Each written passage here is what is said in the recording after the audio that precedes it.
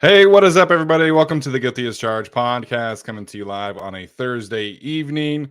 My name is Steven, and I am the host, as always. And joining is my guy, Tyler. Tyler, what's up, man? How are you doing? How are you surviving the first week of teaching?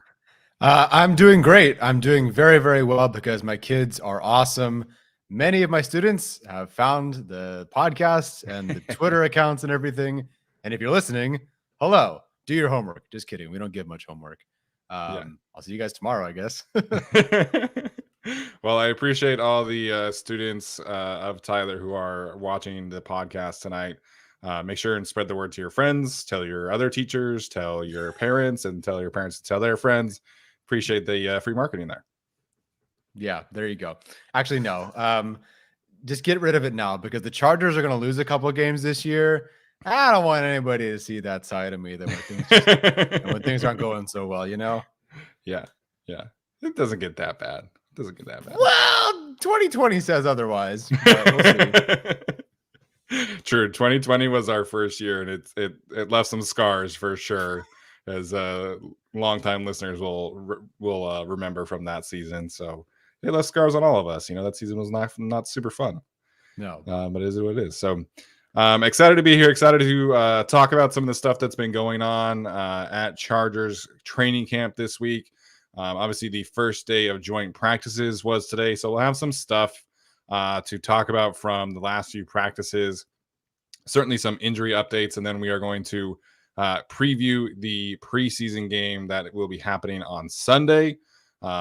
Just for housekeeping purposes, we'll be going live later that evening on Sunday night to recap that game, and then similar to this week, we'll have our kind of a deep dive into the numbers and the film and stuff like that on the episode that will be happening on Wednesday because Hot Ones is on Tuesday.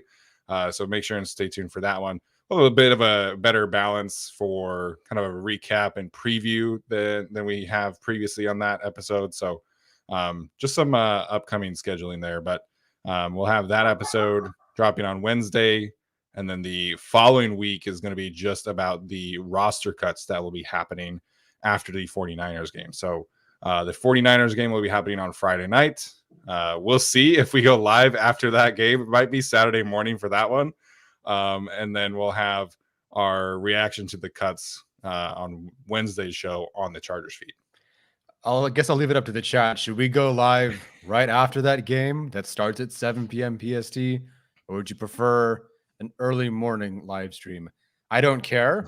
I'm assuming most people, especially I think, what was the most recent late game we had? Probably the Jaguars game that went kind of late-ish.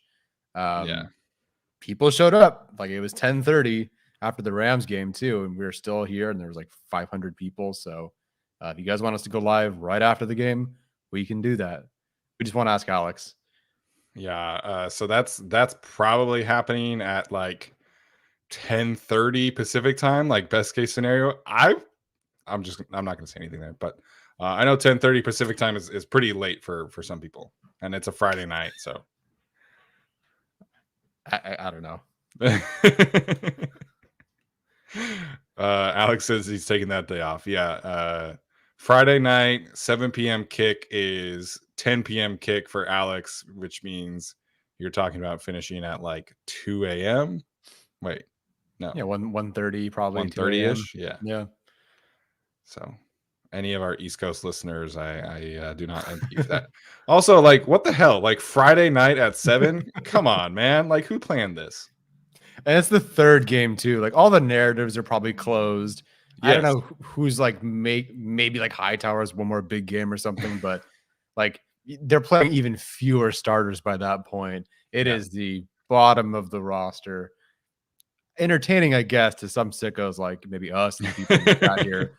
But at a certain point, I don't know who these people are. And I feel really bad. It's the guys like, oh yeah, they signed that person 3 weeks ago. So we'll see. Yeah, Brandon Staley said today they'll have some tweaks with like rotations and things like that for this upcoming game. And last year, preseason week 3 was like like none of the guys who like started the first game played in that game. So like Zion and Jamari will not play in the week 3 preseason game. I don't think like Quentin Johnson will play in week 3 preseason game. So that's gonna be a test of who can stay up that late and watch the third and fourth stringers battle it out in San Francisco. Wait, is the Monday after that Labor Day? Like the 4th, right? So we would have like game this weekend, game on Friday the 25th. No, so darn it. So there's game Sunday and then game Friday the 25th, and then Labor Day is September 4th. Darn it. I was saying, I can get my sleep back on a Monday, but nope, never mind. Middle of the week. No. So that's upcoming schedule talk. All right, let's dive in today. Biggest news by far of the week. Have to talk about Austin Johnson getting off the PUP list. This is fantastic news. Definitely a surprise. We were at practice 2 Saturdays ago, and Austin Johnson was like not even like working out on the rehab field. He was just kind of like hanging around. So this is fantastic news that Austin Johnson was back at practice today. He's officially off the PUP list. I know that there was some confusion based off of that, but Popper, Eric Smith, everybody have clarified that he is off the PUP list. He was practicing today with his pads. It was only individual drills, according to Daniel Popper, so he didn't participate in any of the team stuff, which makes sense. But this is officially his ramp-up period. So we're talking about the opportunity to come back on a Thursday, and then he has all of next week's practices, and then on all of the week's practices after that to get ready for week 1, which seems like a possibility. I don't know if I'm ready to predict that it will happen. But this is fantastic news for Austin Johnson. Tyler, what are your thoughts to this news from today? I was so surprised. We had seen the video that he posted, or the picture that he posted of him running with resistance and no brace, nothing. So I guess we figured, and we had also predicted, I guess, but it was a long time ago, that by week 1 he would be out there. But then we really haven't heard anything with Guyton and Otito and Austin Johnson. It was really just kind of the 3 guys that it could be next week, it could be week 7, and we really didn't get any clarification. But again, we saw Austin Johnson running, and here we are. Austin Johnson is out there. And as much as I've loved watching these D tackles play, all the guys in the rotation, so many guys fighting for a spot, now fighting for what seems to be one spot. Yeah. Austin Johnson is just different. And you pointed out, I don't recall what the stat was, but you had pointed out the difference between Austin Johnson on the field versus Austin Johnson when he was hurt and when he was off the field. And it's a dramatic difference. And this team, they can't waste any time in week 1 with having, a few backups. It could be, I think the Chargers are going to beat the brass out of the Dolphins, honestly, week 1, but it also could be a close game. I mean, this is Mike McDaniel. This is in theory, a very efficient offense that the Chargers did stymie, but there's a revenge aspect. They got to start a hot week 1 to really change the whole narrative of what their season could be. And then week 2 is Derrick Henry. And the whole, you need everybody you got to stop that guy. It's not Hopkins you got to worry about. It's still Derrick Henry. So I'm glad he's back. It was a surprise, and a pleasant surprise for sure. Yeah, definitely a pleasant surprise. Austin Johnson, to me, is one of the most underrated players on the Chargers last season. He was, to me, he was their best defensive tackle up until he got hurt. And the way that he is able to control backside tackles usually was kind of his thing. Like it's incredible to watch him just be able to control that backside of plays, be able to knife through and get tackles for loss. So I love Austin Johnson. We'll see how limited he is, going through some things, but there's a chance that he plays in week 1 now. And I think that's way more than any of us could ask for. I sent a tweet out yesterday that we should start assuming that he's not even going to be ready until after the bye week because we hadn't really gotten an update. And then boom, off the PUP list, has his pads. It was a great surprise. I'm very happy to be wrong in that regard. In terms of roster construction, like it's a huge deal because, we already knew that obviously Sebastian Joseph Day, Morgan Fox, Scott Matlock were obviously locks to make the roster. They signed Nick Williams. They're very high on Chris Hinton, and he's had a good camp. And so I think the Chargers would have felt good about that group of 5 defensive linemen heading into the season. And then really it was a matter of, do they keep a 6th? Do they, attack waiver wires after the fact to try to get a different 6-member. David Moa has really kind of separated himself from the rest of that pack, so he seemed kind of likely to be that 6th player. But now that 6th player is going to be Austin Johnson. Like, this is a huge deal, even if it takes him some time to work up to his previous self. This team has some really, really good depth at defensive tackle, and that was our thing way back when we were ranking all of the positions on the team. It was like, if we just knew that Austin Johnson could be healthy for the defensive line, we feel great about that group. And we're not all the way there yet, but we're getting close to that point, and I think that's a huge win for the Chargers heading into the regular season. They don't really need him to play week 1. I don't think that the Dolphins have that kind of attack where I'm like super worried about them running the football. Now that I say that, they're probably going to run for like 250. I apologize in advance, but definitely want him back for week 2. Going up against Derrick Henry just with a healthy Austin Johnson would just feel so much better. Yeah, I'm excited to get him back out there. Even if they don't need him week 1, the Dolphins offensive line, I missed this. I guess Kevin's saying that Teron Armstead got hurt. Not that Johnson would go up against him all that much. But that offensive line is poo-poo. And any advantage, an overwhelming advantage you could have on a defensive line versus that offensive line. We saw what the Chargers did to their own offense at the scrimmage just because the 2 tackles were hurt. That offensive line ain't great. And if Armstead's down and you bring Austin Johnson back in, I mean, it could be over very quickly. It could get very ugly for them. Yeah, I think Ian Rappaport said that the injury from Teron Armstead is not going to require surgery.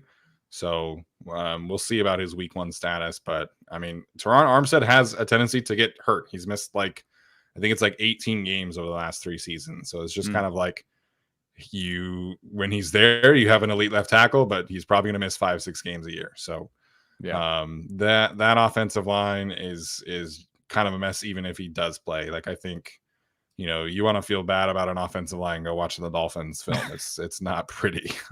Yeah, they got better last year. Yeah. So very excited for Austin Johnson.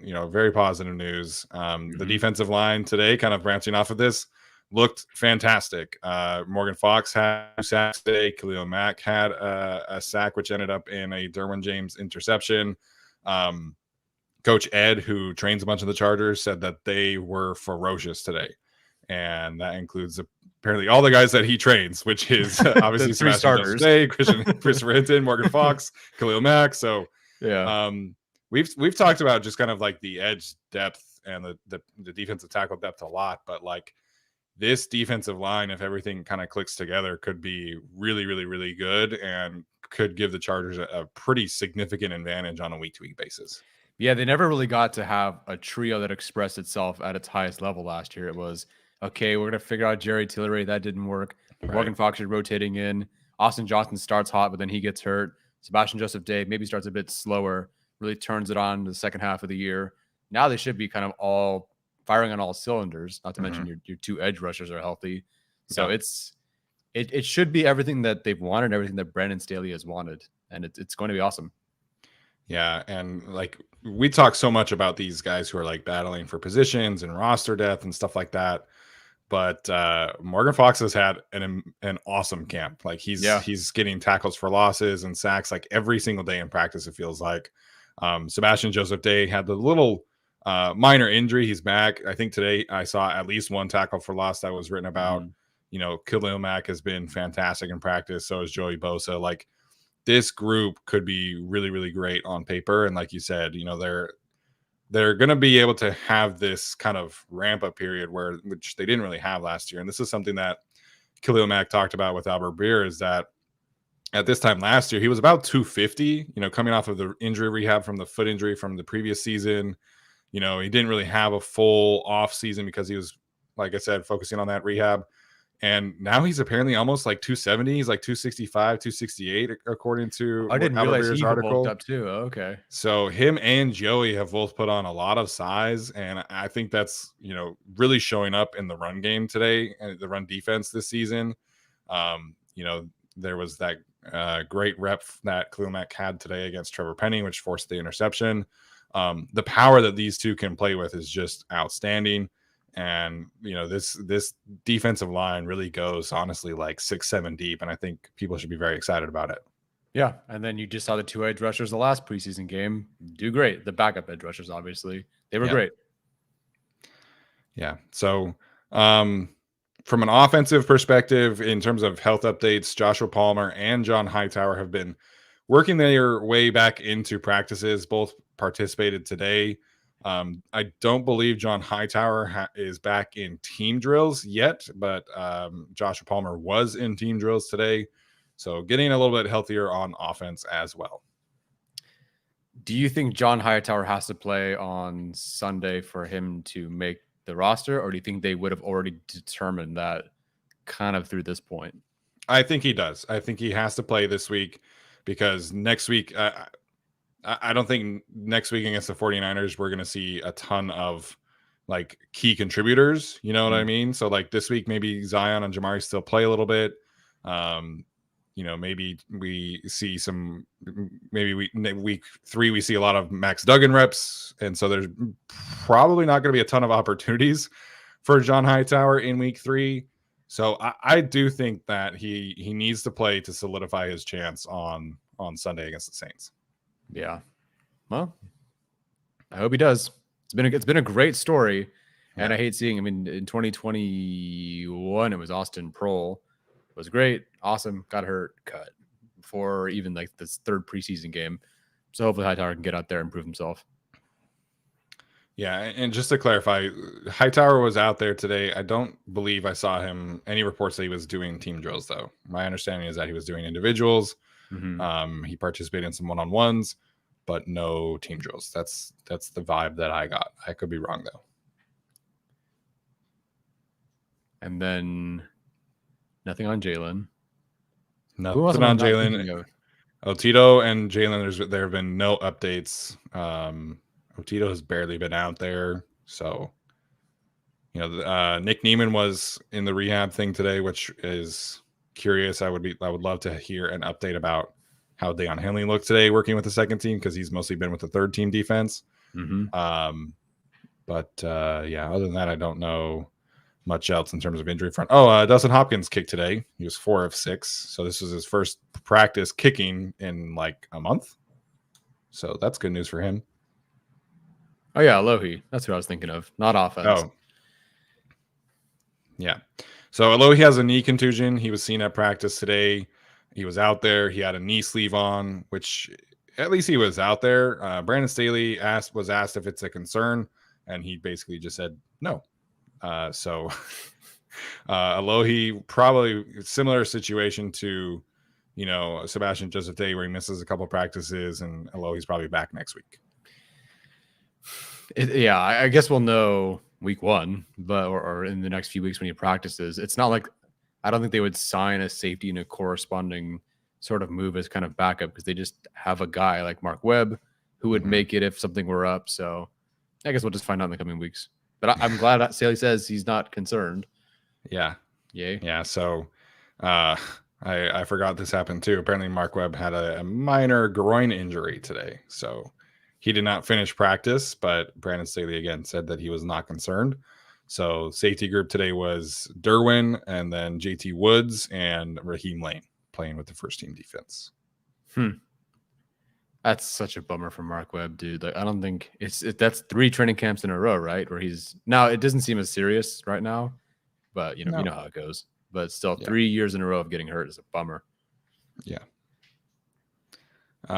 For those wondering in terms of how Cameron Dicker has fared, he was excellent. Again, he's had a fantastic camp. He's at around 90% on the whole process. Today he was perfect 6 for 6, I believe, including 2 past 50. So I think this is all wrapped up. I think it's great that Dustin Hopkins can get out there. If he can kick in a preseason game and show teams that he's healthy, maybe we can convince somebody to throw us a conditional 7th round pick. But I don't feel great about any kind of trade value for him right now with how injured he's been and the lack of kicks that teams will have seen out of him this year. So yeah, unfortunate, but it's probably trending towards Dustin Hopkins just straight up being a cut candidate. Yeah, understandable, unfortunate. Appreciate the last time we saw him was a great moment in Chargers kicking when there are very few moments, I feel like. So I appreciate him, but I think it's time. It's on to the next guy. Yeah. Tyler, any takeaways that you want to bring up from this week of practice before we dive into the preseason game? Not a takeaway from the practice. It's more like because of what we've been seeing in practice, particularly today with a player that was mentioned, I want to see this player extend and do well in the preseason coming up. So you want to see who that is? Okay. Yeah. Okay. I wasn't sure if you want to like preview the whole thing first. It's JT Woods, a player who had a better day than everyone talked about, but the penalty and slapping a dude in the face and getting that unsportsmanlike conduct overshadowed it, and kind of rightfully so. That was a boneheaded, dumb move. You can't do that. I don't care if it's ticky-tacky. It's called, so you can't do that.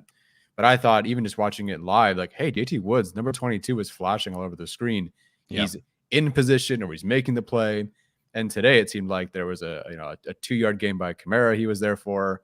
Another like run stuff, another short screen that dropped before the first down marker. Like, he was very active today. And in particular, Daniel Popper said the word physical. There was physicality with JT Woods and how he was playing. I don't know how physical they could get, but it seemed like he was being very physical during that joint practice, which is great. We've seen some progression for him against the run and against screens, everything in front of him. And that's great. Like, are you working as a center fielder in that regard is awesome. Something he really needed to work on. So I thought he had a good preseason debut that was overshadowed by a penalty. Now he's got a good practice against the Saints, against some real action as the second safety. And so I want to see that continue. I really want to see him take that step forward and have a nice, clean game. Yeah, I think with JT, like, the concern has always been the physicality. Like, I think everybody kind of felt comfortable with like his range and his speed and his ball skills, his ability to diagnose back there. But the physicality was always a concern because he was a track athlete. He's not very built, he's very lanky, very skinny guy. And so to see the way that he played against the Rams was very encouraging, because I felt like there was a clear attitude out there. Definitely got to hone it in, but you could see him talking trash. You could see him being up there, being physical. His run stop at the goal line was a fantastic diagnose. He really made that play and finished it off strong, and allowed the Chargers defense to have another situation to try and live for another day. And then today, having the physical practice, I think this is a very positive development for him. We've not been super positive believers in JT Woods this year, but he's done everything I think you could have asked for. He's improved. He's getting better every single week in practice. He's answering questions in terms of his play style that I think needed to be answered. I would love to see him get targeted more, because I do want to see that playmaking ability come to fruition. And we've seen a couple of glimpses here and there with some pass breakups and some chances for some interceptions. But that's what I want. I want to see him kind of put together a complete game on Sunday and be able to get a chance to be targeted deep. How does he handle a play where he kind of has to track the ball and use his range? How does he handle covering a tight end? There was a rep today, I guess, that Juwan Johnson shook him pretty good, but that happens. It's a one-on-one drill. But it's been an encouraging summer for JT Woods. Like, without a doubt, he's improving. He looks more comfortable out there, more confident, more physical. Now we just need to see him put together some complete games, and I think he's taking some steps towards doing that. Yeah, we heard nothing from the coaches about really much positive about JT Woods. It was just kind of a brief thing that they would say, very coach speak, not much added to it. So we were all just kind of like, I don't really know what that means. And he barely played, the fewest snaps of any third-round rookie of the Telesco era, and that includes some very not so great picks. So for him to play even fewer than some of these guys was something, an eyebrow raising. And then he wasn't even active. Raheem Lane was active. And I got to say, he's done a lot this year to really change, not a lot. Okay, he hasn't changed it a lot, but he's done a lot to start to change my perspective of at least how I see him. And again, Derek Ansley, Brandon Staley, whoever you want to give credit to, these guys are doing a good job developing these DBs. And I think JT Woods taking another step forward is awesome for this team. Yeah. Yeah, I do want to address this, kind of getting back to the practice a little bit. Matt talking about being the offensive performance today being dink and dunk, some batted balls, lots of sacks. Defense was dominant. I think if you read the Charger side of things, it's kind of the same thing with the defense dominating.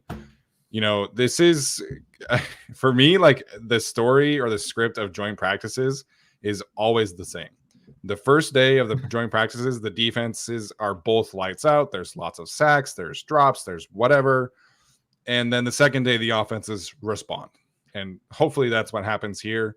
These offenses come into these situations and they don't prepare. Like, this isn't like they're watching film, they're trying to game plan, they're trying to diagnose things. Offenses want to come into these situations completely blind, face these problems, see how these teams are kind of defending them from a matchup standpoint, from a schematic standpoint. You know, watch the film later that night, and then the following day respond to how that team is playing them. So the Saints defense in particular is very, very aggressive. They are a team that likes to blitz a lot. They are a team that likes to throw a lot of different looks at everybody that they play against. So the offense has they come into this blind. They have no way to diagnose all of these pressures, simulated pressures, blitz packages, everything like that. No coverages, nothing. So tomorrow, the offense is going to have some things to be able to build upon, prepare for, and be presumably better tomorrow. So I would love to see offenses come out and perform great and light it up. And there's certainly some good moments. Sounds like Keenan Allen in particular had himself a really solid day. But anyone expecting offenses to come into these joint practices and just light up the other defense, I think you need to take a step back and realize that there's no preparation here for how the other teams are going to come in and play them. So the key things are how do these Chargers units respond to whatever the Saints were throwing at them. And the defense had a good day today. Can they string together another good day? And the Chargers offense, can they respond to how the Saints defense is playing them? The physicality, the blitz packages, all that stuff. And at the end of the day, this is still practice, because the Chargers offense has had some bad practices against the Chargers defense. Like, this is just how you kind of workshop everything. And, you know, we do have to remember that this is a first time offense that is coming together. There's a lot of player continuity, but this is the first year that they're doing the Kellen Moore experience. There's going to be some rough moments in practices. And I wish I could sit here and say everything in the season is going to be perfect, but it's just not. Like, this is a first year offense, and sometimes things are going to get a little messier than we would all like. And unfortunately, that's kind of sounds like what today was. Yeah, I didn't follow much of the practice. I was working and I couldn't. Same. But, you know, Daniel Popper was watching the defense today, so we didn't really get much of a read on the offense. Yeah. And all I had seen and heard was that Keenan Allen was shredding this guy, and Keenan Allen was making this highlight catch, and everyone's posting the one-handed catch. I figured, okay, great. You know, I don't know what went well, but it seemed like Herbert to Keenan Allen was good, and it was. So it's kind of a bummer to hear that the offense wasn't so hot. But like you said, it's much ado about nothing. Daniel Popper will be watching the offense tomorrow. You know, if he sees that like protection's an issue, you know, that would stink. Yeah. But otherwise, workshop it, get better, learn, and move on from there. Yeah, I mean, we saw the Chargers offense be very, very bad against the Cowboys in practice last year on the first day. Second day, they were able to respond and you know, be able to scheme up for some solutions to what the Cowboys were doing on defense from a pass rush standpoint. And that's really what you're looking for. How does your unit respond, and are they able to do some things? So Adrian saying in the chat that the run game looked good today. I think you take that. You know, this is, again, you're starting basically from zero with like no film or anything about this defense. So if you have a good run game show up today, I think that's a win. You have Keenan Allen dominating. I think that's a win. And then tomorrow you build off some things, and you have a better day. Seems to be a common theme of this run game starting to, I don't know if it's better than the passing offense, but because you can't sack the quarterback and Herbert's not going to scramble and whatever. I don't know. Do you think the run game will actually start better off than the passing game to start the year, considering the offensive line strengths? I guess that depends on how we're defining like better. But yeah, it wouldn't surprise me if like the run game carried the offense a little bit the first couple of weeks. But also, like, these receivers are so freaking good that if, like, Justin Herbert throws for 400 yards in the first game, I wouldn't be all surprised by that. So, Yeah. I think from like a schematic standpoint, there's going to be more connective tissue, I think, in the run game, because it's just kind of, there's not as many layers to it. It's more about physicality, timing, stuff like that. Easier to learn, but yeah, I think the passing game will be fine. It will have some tough moments here and there, I think, but overall, I think the offense is going to be lights out for the most part. Yeah, I agree. All right, so you brought up JT Woods. In terms of this upcoming preseason game, I would love to see how these backup edge rushers continue to build off of what they were able to do last week. There's a lot of skepticism about Chris Rumph and what he's been able to do, and I understand that. The two of us on this show were not super high on Chris Rumph heading into the season, but he's shown some real growth, and so the Rams were kind of playing some backup tackles. I would love to see Chris Rumph getting some reps against like Trevor Penning, who is going to be a starting offensive tackle for the Saints this year. What does he look like against somebody who's presumably a little bit more comfortable in his own skin in the NFL, presumably somebody who's stronger, more powerful, more explosive. So this is a big opportunity for Chris Rumph. Again, like, I understand the skepticism, but he's shown some real drastic improvement from a technicality standpoint, from a physicality standpoint. So I want to see that continue and not just have like effort sacks, effort pressures, which is kind of the case what he did last preseason. So him and Thule, I thought on rewatch, I don't know about you, I thought Thule was kind of just okay. It was more about like just his effort. But he didn't really have like a win. Like, there wasn't like a time where he just like beat an offensive tackle or beat a guard. So I want to see Thule maybe respond a little bit in that regard. And then I was super impressed with Carlo Kemp on tape as well. And I thought that he had some really good rushes. Want to see that continue. So this is, these young players, it's all about like stacking positive performances up. And I think this is another great opportunity for these edge rushers. Yeah, Penning is a legit good test for them. Not because he's elite by any means, but highly drafted guy, organization that's good at developing offensive linemen. He's going to play a good amount. Very talented guy. I haven't heard much. Like, I don't see in like Popper's report, other than maybe the Khalil Mack play, a whole lot about Trevor Penning, but I'm really curious what he looks like. The year of development, how does he look against some of these guys? And then revisiting old friend Storm Norton will be out there. I forgot about that. Yeah, so Storm Norton will be out there, and have at it. Go for it. He's on the opposing team now, so go beat him. I think the Saints are planning on playing like a good amount of starters. Like, they generally believe in playing starters in preseason. I want to say Derek Carr and all them played like at least a full quarter, if not more than that, last week. So, if you're a backup player, like, this is a great chance to, show your worth a little bit against the starting offense and starting defense, because these joint practices, it's ones against ones, twos against twos. Like, you're not seeing a whole lot of, backups against these starting players. So, obviously last year when the Chargers and Saints played each other in the preseason game, the first quarter was a little rough. So hopefully the backups are ready to rock this week, and I would love to see another great showing, particularly from the defensive line. Yeah, defensive line, D tackles, edge rushers, all those guys. Good test.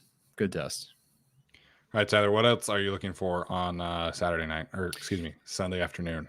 Yeah, it's all good. Is Elijah Dotson for real? First of all, everyone in the Chargers channel, I apologize that we did not mention him once. I saw your comments. Yeah. I think we've talked about him 37 times. I just forgot him that one time. Oops. He had a great day. Of course, we all saw it. But is he for real? He's currently second in the NFL in the preseason in yards. I think second in yards per attempt, or he's tied for yards per attempt or whatever. The difference this week is that they cut Larry Roundtree. And which we have not really talked about a lot. Yeah, which is, I guess, it's not a surprise, but like, I am surprised that it happened at this point. He certainly was not the running back that succeeded very much against the Rams. It was kind of a struggle. I always feel bad. There are some players, I kind of felt this way when Easton Stick used to sub in. Like, okay, the Tyrod Taylor or whoever it is, Geno Smith, goes out, or whoever the backup was, and then Easton Stick goes in, the offensive line gets him killed. And I feel like with Roundtree, sometimes it's just like bad luck. The offensive line goes in, doesn't perform so hot. So I want to see now. They've cut Larry Roundtree and just left it wide open for Elijah Dotson. And it really feels like if you impress me enough, you can make the team. Here's the spot. We'll give it to you if you earn it. And if not, it's okay. We'll give it to somebody else. You're definitely making the practice squad at this point. But it just feels like they really opened up the door for him to force their hand. And like they want him to force their hand. And I get it. Eckler's gone next year. Kelly is at least projected to be gone next year. Technically don't know everything about Isaiah Spiller, although you feel good about him. So is Elijah Dotson for real? Can he be another guy? Can he be next year's, I don't know, Isaiah Spiller or something? And a future Austin Eckler? Who knows? So can he keep it up? Yeah, I understand why people wanted us to talk about him more on the Chargers channel. I feel like we talked about him a lot on our instant reaction pod. And in those segments where we wanted to, give game balls and things like that, like after watching film, like you just talk about different players, right? Because the broadcast angle limits you to so much. So I understand, we definitely should have mentioned him, but I thought that his performance was a tad overrated. I know what you mean. In terms of like everybody's like, oh, like he's gonna make the roster. Like this is like he's excellent. Like this is so great. Like don't get me wrong. Like he surprised me. Like I didn't think that he had that kind of juice to him and that speed, which is fantastic to see. But both of those runs were like the cutback lane was so obvious and so glaring. Like nobody was over there on either side. Like he didn't make anybody miss. He didn't run anybody over. I don't want to shit on his performance. Like it was really cool to see. It was a great moment. But for me to like really get aboard, like him making the roster, like I need to see him overcome some adversity. I need to see him be a little bit more physical between the tackles, which he's had some moments in training camp for sure. But like Isaiah Spiller could have scored those touchdowns. Joshua Kelly could have scored those touchdowns. Like, frankly, Larry Roundtree probably could have too. Probably not the first one, but the second one, like he was wide open. Like nobody was within 10 yards of him. So I want to see him run between the tackles because that's what this team is going to do. I want to see him, make somebody miss in the hole. I want to see him run somebody over. Like I was very surprised, very happy about his performance, but I'm not ready to get there where like he's going to make the roster. Like people were in our comments saying that he was going to overtake Joshua Kelly. And I'm like, what are we like? Pump the brakes. Like very cool story, very cool moment, but I need to see more before I'm ready to proclaim him like the next Austin Eckler. Yeah. I get it. If you're not at practice or you didn't watch, I forget which North school he's from. Northern Colorado. Okay, he's the Colorado one. I can't keep track of all these northern ones. I get it. You didn't watch any of that. Totally fine. So it's a surprise. You see this guy who has speed. It's almost like watching Quentin for the first time out there on the field, or Darius Davis, where you go, that's a different gear. We don't have that. So I understand why people wanted him to make the roster. 100%. But yeah, definitely pump the brakes on the whole, like, wow, he should be RB2. or whatever, or that he's going to be Austin Eckler next year. I don't know about that. I hope he is. That'd be great. That'd be awesome. Problem solved. But like you said, I do want to see a bit more. I'm guessing Joshua Kelly doesn't play like the third game. I just feel like unless something drastically changes, that's kind of his job wrapped up. Spiller needs the reps. Kelly, he just kind of is what he is, for better or worse. He's your RB2 right now. So I think Dotson will get a lot more run in that game. So and then it's a bodies issue because then it would just be Spiller and Dotson because Husman's hurt, Roundtree's cut. If you don't, never mind. Kelly's going to play in week 3. Never mind. They have to. Well, they have the kid who they signed who used to be on the Cowboys last year. I'm totally blanking on his name right now. They signed a running back? Yeah. When was this? That was the corresponding move. What? Let me look it up. Someone in the chat help me. What happened? Just so focused on teaching. Was this recent? Yes, it was this week. It was like Monday. The Harvard Aaron Shamplin? Am I getting punked? What? No, you're definitely not getting punked. He was on the USFL Houston Gamblers this season, and then he was on the Cowboys last preseason. Cool. So he's kind of same kind of build in terms of a little bit smaller, a little bit faster.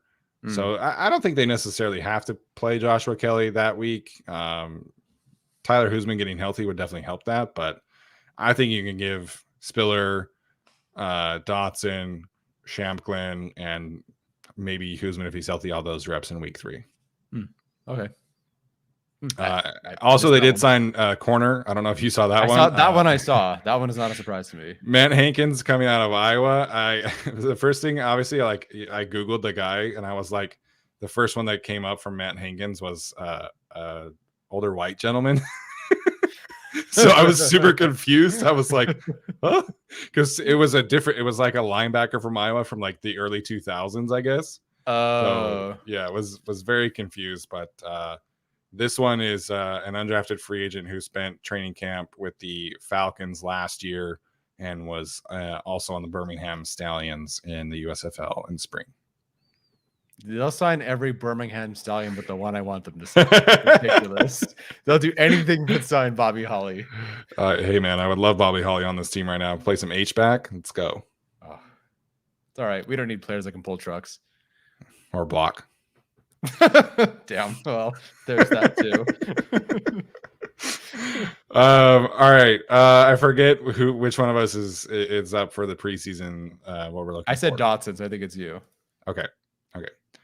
All right. So I'm having a hard time getting back on track. I apologize. All right. Preseason. What I'm looking forward to this week. I'm gonna go back to the defense. I want to see this linebacker duo, presumably. I don't know the status of Nick Niemann if he's going to be able to get back in time to play.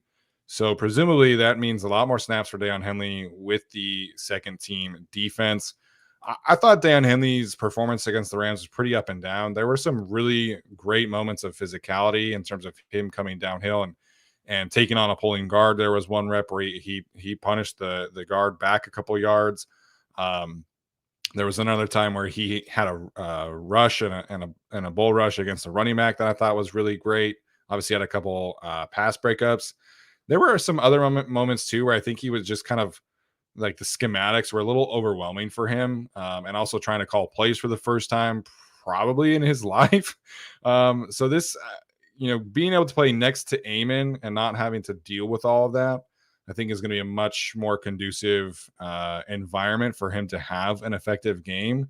So I'm excited to see what Deion can do in week 2, get a little bit more comfortable. And then I talked about Amon on the Chargers show. Like, to me, he was probably the best defensive player of that game against the Rams. Can that be something that he builds off of? Because this team is going to need linebacker depth. Like, Eric Kendricks is an older player. I hope that he stays healthy. He has a strong history of staying healthy. But, these older players age differently. You never know. And Kenneth Murray has an injury history as well. Something that Daniel Popper talked about in his article, which was a fantastic read.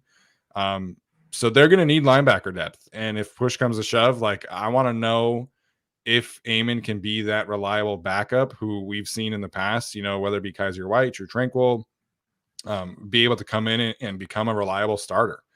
So this linebacker duo of Amon and Henley certainly have my attention this week against the Rams. Again, going up against the probably starting offense of the Saints. How do you handle diagnosing against a Derek Carr, Alvin Kamara situation with that offense? And can you take on blocks against starting offensive linemen versus backup offensive linemen? Like, I think this is a huge opportunity for those two players. Yeah, I don't want to see it as like a narrative changing potential game, because they are who they are. They're not going to start. But I feel like someone like Deion Henley, everyone wants him to be that next guy, and I totally get it. But we'll kind of find out where he's at a bit against some of the preseason starters. And then Amon, what can he be? I'm really glad that you pointed him out. I still have not gone back to watch him specifically. But it's great to hear that he was as good as you said he was and as productive as he was. I remember him being on the screen and making plays, but I never really strung together how impactful he was. Just so to hear that he's making those progressions is really cool. Yeah, and I think, like, you can certainly point to some of the edge rushers in that one, but Chris Rumford didn't really play a whole lot. So I thought Amon just like was so consistent, but we'll see what this one happens, because there definitely has been some ups and downs for him when he's gotten the chance previously. Granted, there wasn't a whole lot of opportunity this past season. So to see him come into his own, I think would be huge for this defense, because I mean, we all ranked linebacker kind of very low on the list in terms of like how we value their depth and things like that. So having Amon become a reliable player, I think will be a great outcome for this team. Yeah. My pivot point, but the next thing, continue with backups. And as Mark Matlock points out, backup offensive lineman, although you said Bailey played well, Clapp played well. You think really in general, the backup group played pretty solid, particularly in the interior. The one guy, and I asked you on the spot on the Chargers show, is Foster Sarell. And It wasn't the debut that we wanted. It was 3 pressures and a sack and not so great against the run. And I think his PBE right now is actually worse than it's been in preseasons in the past. We saw Trey Pipkins go from 3 pressures and a sack or a penalty per game to 1 pressure in the entire preseason last year. And, different players, right? More time in the league, more reps, etc. Sure. But it was disappointing, as you said. It wasn't what you had hoped for. It wasn't what we had hoped for, hearing that he was, more improved player. Now, maybe he is. Stuff happens, right? Bad game. Who knows? But I really got to see a good version of Foster Sarell out there the next couple of games, because we've seen practice, we watched the scrimmage, not as much on Foster Sarell, but it has to look better than it did, is basically the only way I can say that. Yeah, Austin Pleasance, the other tackle who's kind of competing supposedly for the swing spot. He wasn't credited with a single pressure, I think, but there were definitely 2 times that he got beat pretty badly. This tackle duo, I don't feel great about. I think Foster has some potential to work with. Like, I think he has made some serious strides this year, but there's still so many technical issues. Like his balance is pretty off. His hand striking timing is not great. Like I think there's a lot of lunging that happens still. I think you feel great about his athleticism, and like I said, there's definitely some potential there. But that to me is like somebody who should be your 4th tackle, not your 3rd tackle. And again, there's a lot of like Jamari can play tackle, Zach Bailey can play tackle, Jordan McFadden can play tackle, but Foster has been the guy. He is the swing tackle for this team. And I don't think that they would pivot right away to one of those other options if something happened to Rashawn or Trey. I think the pivot would be Foster. I think he is the team swing tackle. And so it's disappointing. We highlighted the offensive tackle depth all offseason long, and everything was like, well, just give Foster a chance, And his scrimmage was up and down. His preseason game was up and down. His practices have been up and down. It's just, I feel like there's a long way for him to go. And it's unfortunate, because like I said, I think he is the swing tackle. He's the first guy who's going to come in for an injury. And so it's disappointing. I'm hoping he can rebound, but again, this week he's going to go up against some starting caliber defensive ends. I don't think he's going to see much of Cam Jordan, because Cam Jordan plays like exclusively against right tackles. He does not move sides. So, him against Carl Granderson, him against the kid from Houston that we liked, Peyton Turner. This is a group of Saints pass rushers that are like powerful, bigger, bruising edge rushers. And those are guys that have given Foster Sarell a lot of problems. And so I hope that he performs well, because the Chargers need him. They don't have any other choice. But it has not been the summer that I was hoping for Foster Sarell up to this point. Do you think that they'll ever give him a shot at right tackle in the preseason? So I thought they did last year, but I guess he only had only left tackle snaps, 139 at left tackle, 53 at left tackle so far this year. Do you think he gets to run a right tackle at all? Because he started the training camp at right tackle. Yeah, he started training camp at right tackle. I wonder why that. Because was it Andrew Traynor who was the second team left tackle? Yeah, when Pipkins was hurt, and then when they rotated, yeah, it was Sarell at right tackle, Traynor almost exclusively left tackle, and then even then, like I think Bailey or Pleasance also got some run at right tackle. So yeah, I mean, if he's the swing tackle, he's got to know how to play both. But it doesn't seem like they're rotating right now. It seems like it's Foster at left and Austin Pleasance at right. But like you said, like I would love to see him get some game reps at right tackle. Although he did do that last year, but yeah, it's just disappointing. I I was hoping for another Duke miracle, and maybe that can happen next year, but it's frustrating right now to watch what he put out against the Rams. Yeah. All right. Anything happier, Steven? I'm definitely excited to see what Jordan McFadden can do. I thought that there were some really good moments against the Rams. You know, the two holding penalties, I think, is just kind of like a timing issue, which I think you can correct the holding penalties. It sucks that it happened on a big Isaiah Spiller touchdown run. But I think you saw some really explosive moments from him. You know, he got to pull a couple times, which it's so funny. There was that clip from Nate Tice where Zion was like so ready to pull, like he was just so amped up. And Jordan McFadden was the same way. Like it must have just been like pull the left guard day. I don't know. But I thought there were some really good moments. You know, he had a great backside second level reach block, which led to Isaiah Spiller, you know, getting like a 7-8 yard run. I thought Isaiah did a really good job setting up as well. There was a great combo block between McFadden and Clapp where Joshua Kelly ran left for like 6-7 yards.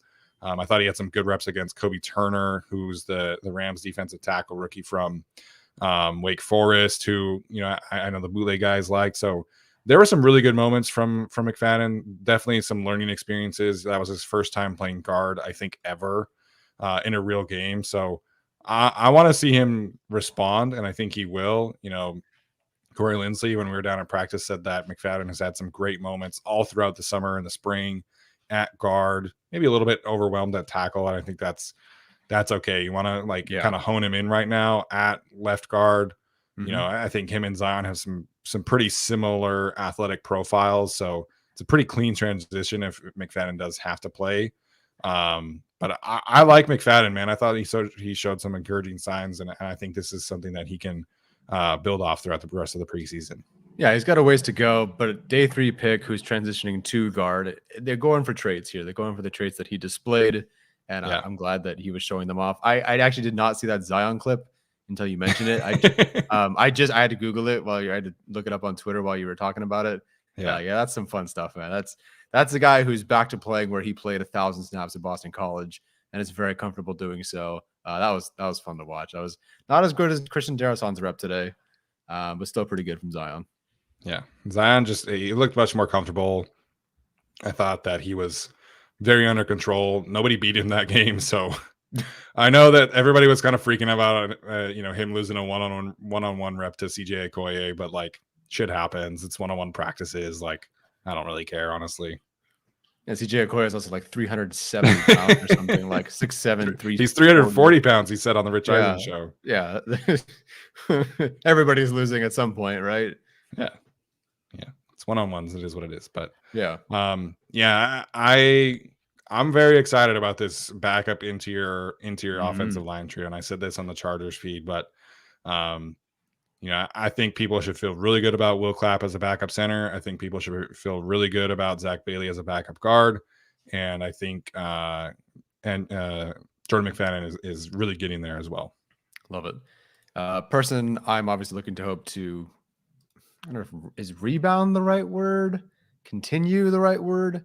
It's Quentin Johnston. I don't know what you want to call his performance up and down. I think rebound is fair. Yeah, rebound, which he did. Continue the rebound that he kind of finished the game with, hopefully with both of his shoes tied.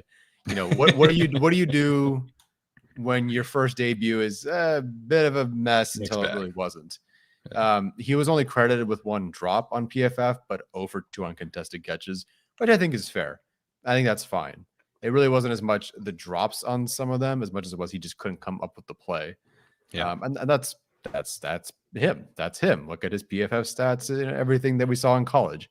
That's what he wasn't great at. So do I need him to be Mike Williams and have all these great back shoulder fades and jump ball opportunities? No, but can we string some good plays together? Can you rebound? I don't need 100 yards out of him. Just can you take that next step? It looked like it was a lot for him. That's okay. No problem. You're a rookie. And I think that game was the first time he was ever allowed to be tackled in the NFL because they weren't tackling in training camp. So it's the first time he really, really got to be hit and tackled. And he caught that, got the screen, turns around. There's 3 Rams defenders all over him, so it's hello, here you go. So I want to see how he rebounds from what was mostly just a down game until it wasn't. Yeah, there was an article on The Athletic where all of their reporters did like highlights on each of the first round picks and like seeing how they were doing and things like that. And I thought Daniel Popper, summed it up pretty well in what he wrote, that Quentin Johnson has been very explosive. We all kind of knew that was the case, right? Like we all kind of knew that about the athleticism. But he highlighted that Quentin Johnson has been, much further along as a separator, as a route runner than most of us were hoping, and he's shown a lot of great signs in that regard. His route against the Rams that he scored on was a fantastic route. It was a great release off the line of scrimmage. He went into that tight window and obviously made the catch. So there's a lot of times where Quentin has had some learning moments. Certainly with the drops, I guess today in practice, he's having some tough times against, physical defensive backs, which I'm not super surprised at given his lack of size, I guess you can say. And the Saints DBs, they have a lot of physical corners, man. They love those physical corners. Marcus Lattimore, Alontae Taylor, Paulson Adebo. Those are all guys who love to press. So I'm not super surprised by that if that was the case. But again, like he's going to see them at the game on Sunday night. Easton Stick coming off a great performance. Like I would love to see him get some great opportunities. And I think he will get that chance today, or not today, on Sunday. Yeah, I think so. And thankfully the quarterback is playing well. So they'll actually be able to get some targets and some good targets. Yep. I guess Joshua Palmer looked great today too. So because he's good. He's actually he's a good player, man. This receiver core, man, it can be such a special unit if everything clicks together and they stay healthy-ish. All right, Tyler, any other thoughts before we head out for tonight? No, I think I'm out of thoughts. I think I'm out of thoughts as well. It's been a long week, man. We had counselor planning meetings last week, and then we've had professional development this week. It's been a long week for Steven's brain. Yeah, and we did recap Saturday, crossover Sunday. It was day 1 of school for me on Monday, and the Chargers episode on Monday. So weekend is almost here. Yeah. Really quickly to respond to the Stone Smart conversations, there hasn't been a lot, honestly. I don't feel great about his chances of making the roster. I think I could be wrong. Just pulling this, I feel like out of nowhere. I think he played the most special team snaps of anyone last week. He did. You're right about that. You did. Yeah. Okay. And there, I don't know what that means anything, but there, that's my final thought. Lack of bodies, most likely. Yeah, fair enough. JC Jackson news. He participated today. I guess he got beat a couple times by Chris Olave, which apparently Chris Olave is just like amazing, which checks out. So it's kind of been an up and down experience for JC, I think, overall. But like I said, that's part of what this process is going to be like for him. Yeah, I think he had 2 reps today, and supposedly lost. Everyone's losing these one-on-one reps at this point, which is fine. Derwin lost a couple to Michael Thomas, so. Yeah, Popper's right up on Asante Samuel Jr. was not pleasant. No, apparently Asante had a tough day. And no one's going to talk about who had a good day, apparently, which is seems like Jaw Taylor did. There you go. But that doesn't get brought up a lot. No, it does not. Excited to see Jaw and Dean Leonard this week. It wasn't necessarily bad, but it wasn't like great against the Rams either. Yeah, definitely. Cool. All right. That's going to do it for us tonight. Appreciate everybody for tuning in. We'll keep you posted about when we'll go live against the 49ers, I guess. But definitely plan Sunday evening-ish after Tyler makes the long trek back down from SoFi Stadium. Hope everybody who's at the game. Apparently, it's going to rain, so take some rain jackets, I guess. Oh man, I know it's a dome, but oh man, that's traffic for you. Yeah, sorry. I guess there's some like tropical storm down there. Has it been raining down there?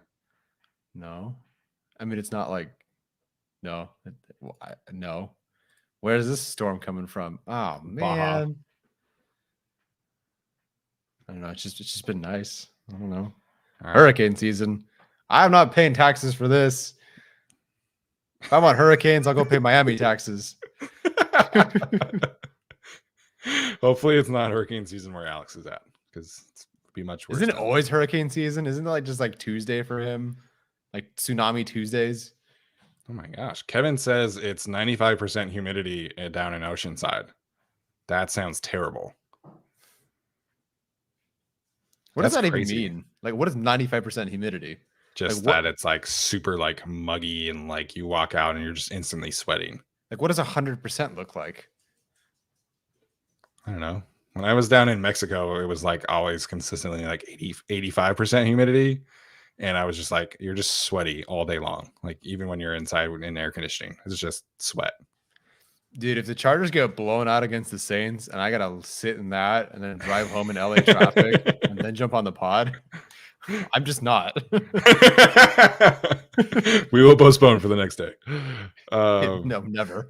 Just never. I'm falling that away. Thomas says 100% equals South Florida. Yeah, exactly. Oh, okay. Okay, good. I got my metric there. All right, you guys. Appreciate everybody for tuning in. That's going to do it for us. We'll see you guys on Sunday night after the Chargers and Saints preseason game. Appreciate all of you. And have a good rest of your night. As always, bolt up. Bye-bye.